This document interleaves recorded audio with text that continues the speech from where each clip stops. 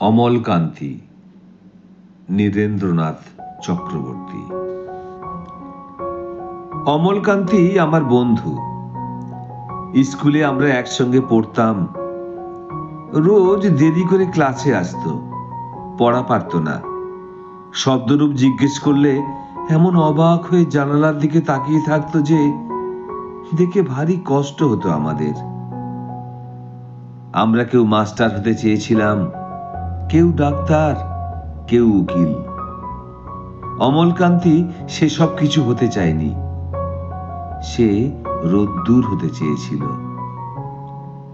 ক্ষান্ত বর্ষণ, কাক ডাকা বিকালের সেই লাজুক রোদ্দুর, জাম আর জামরুলের পাতায় যা নাকি অল্প একটু হাসির মতন লেগে থাকে।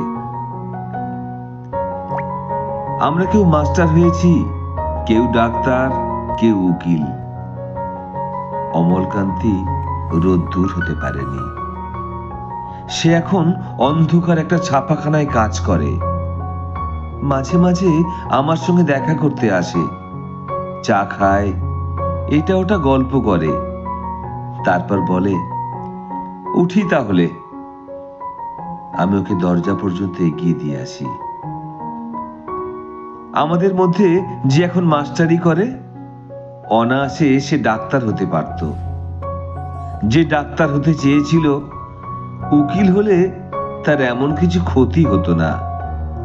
অথচ সকলেরই ইচ্ছে পূরণ হলো, এক অমলকান্তি ছাড়া।